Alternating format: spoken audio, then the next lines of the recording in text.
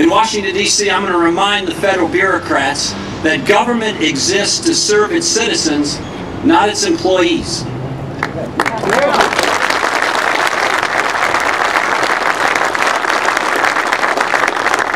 And the truth is, people getting paid by the taxpayers shouldn't get a better deal than the taxpayers themselves.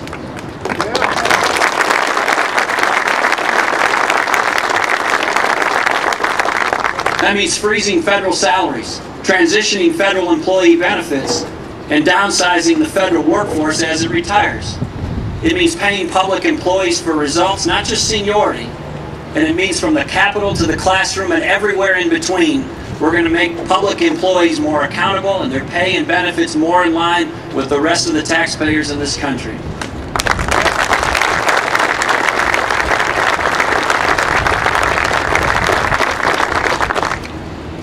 And in the private sector, it means no card check. Not now and not ever.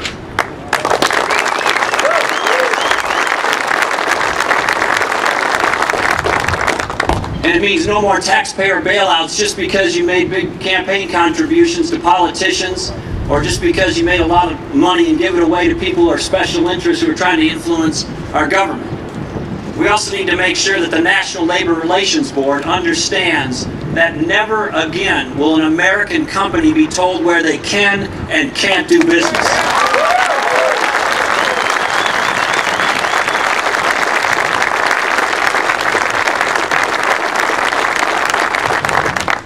I'm here today to tell Iowans the truth too. America is facing a crushing debt crisis, the likes of which we've never seen before. We need to cut spending, and we need to cut it big time. The hard truth is there are no longer any sacred programs. The truth about federal energy subsidies, including federal subsidies for ethanol, is that they have to be phased out. We need to do it gradually, we need to do it fairly, but we need to do it. Now, I'm not some out-of-touch politician from some other part of the country. I served 2 terms as governor as an agricultural state. I fully understand and respect the critical role farming plays in our economy and our society. I've strongly supported ethanol in various ways over the years, and I still believe in the promise of renewable fuels, both for our economy and for our national security. But even in Minnesota, when we face fiscal challenges, we reduced ethanol subsidies. That's where we are now in Washington, but on a much, much larger scale. It's not only ethanol. We need to change our approach to subsidies in all industries. It can't be done overnight. The industry has made large investments, and it wouldn't be fair to pull the rug out from under them immediately.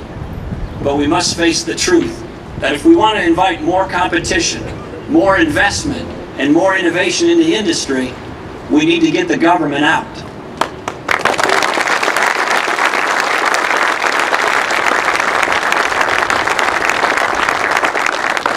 We also need to get the government out of the business of handing out special favors and special deals. The free market, not freebies from politicians, should decide a company's success. So as part of a larger reform, we need to phase out all subsidies across all sources of energy and all industries, including ethanol. We simply can't afford them anymore. Now, some people are going to be upset about what I'm saying. Conventional wisdom says you can't talk about ethanol in Iowa, or Social Security in Florida, or financial reform on Wall Street. But someone has to say it. Someone has to finally stand up and level with the American people. Someone has to lead. I will.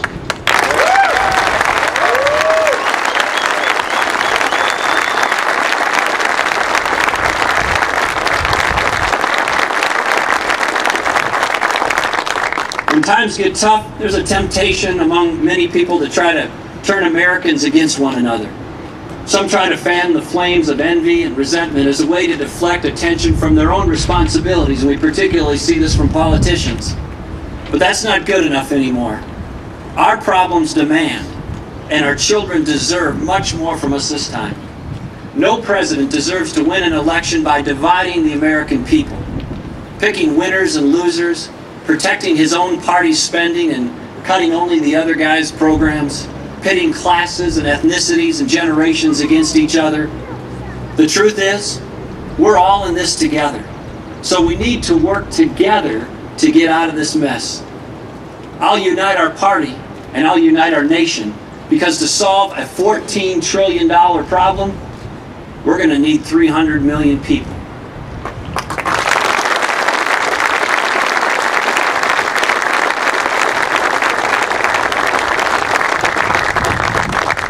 Leadership in a time of crisis isn't about telling people what you think they want to hear. It's about telling the truth. President Barack Obama refuses to do that. He has a simple and cynical plan. Pretend there's no crisis and then attack those of us who are willing to stand up and try to solve it. In Washington, they may call that smart politics. But I'm not from Washington. I grew up in Minnesota.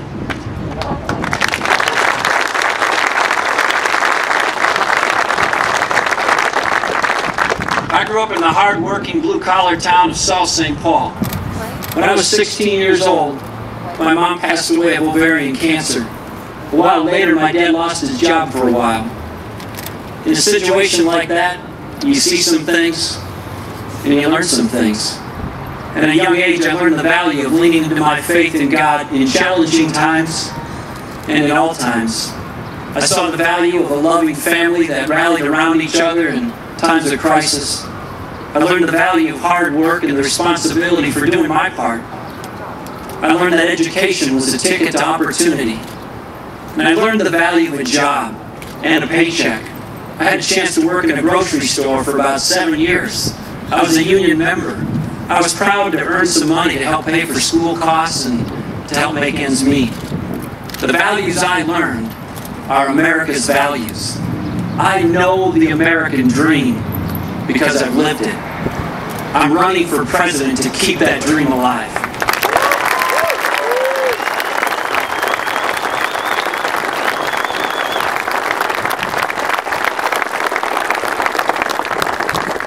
The first step toward restoring America's promise is to elect a president who keeps his promises to America. How do I know that conservative values and principles can rescue our economy and reform our government? Because in Minnesota, for the last 8 years, they already have. I love my state, but let's face it, it's one of the most liberal states in the country. Minnesota's big government legacy presented me with the same types of problems Barack Obama found in the nation's capital. But my approach and my results were very different. When I became governor, Minnesota's 2-year budget had been increasing for an average of 21% every 2 years for over 40 years. During my 8 years as governor, that changed dramatically. I passed a budget that actually reduced state spending in real terms for the first time in 150 years in my state.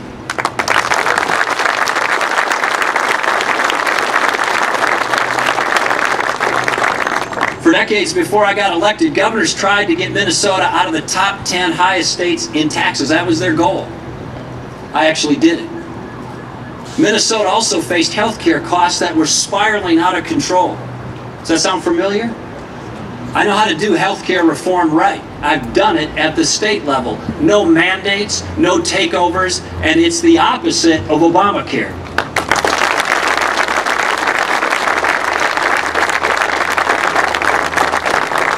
I took on the public employee unions before it was popular to do it. For example, our government bus drivers had benefits similar to those that are breaking budgets in California, Illinois, and all over Europe. I wanted to bring those benefits in line. The union refused and went on strike. It became one of the longest strikes in the history of the country, transit strikes. People picketed my house, the media trashed me, and the buses didn't move. But neither did we. And on the 45th day of the strike, the union came back to the table, and the taxpayers won.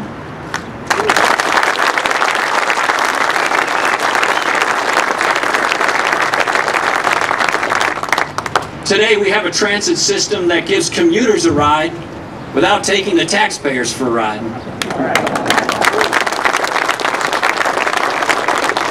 I stood up to the teachers' unions and established one of the first statewide systems for performance pay for teachers in the country.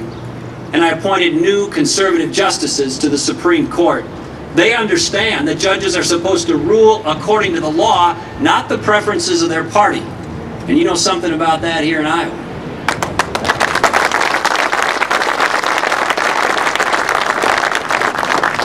In Minnesota and Washington, the issues were the same. Taxes, spending, health care, unions, and the courts. But in Washington, Barack Obama has consistently stood for higher taxes, more spending, more government, more powerful special interests, and for less individual freedom. In Minnesota, I cut taxes, cut spending, instituted health care choice and performance pay for teachers, reformed union benefits, and appointed constitutional conservatives to the Supreme Court. That's how you lead a liberal state in a conservative direction.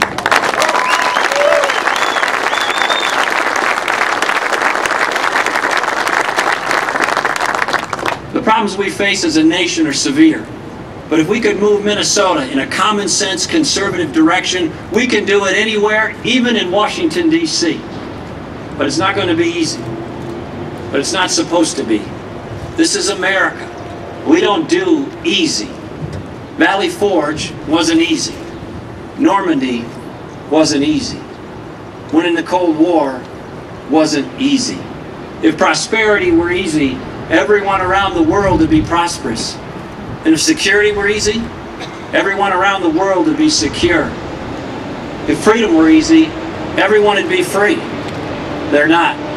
But Americans are, because our founding fathers and generations before us chose to be and insisted, sacrificed, and risked everything so that we could be. That's their legacy. And now it's our challenge. We're up for it. In 2008, President Obama told us he would change America, and he has. In 2012, we'll change America again, and this time, it'll be for the better.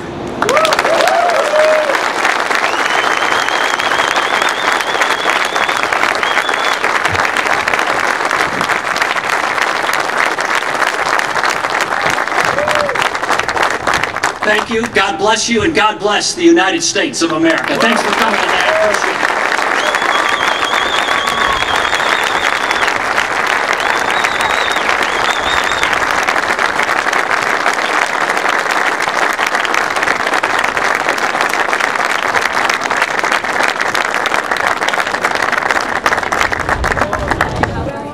I know there's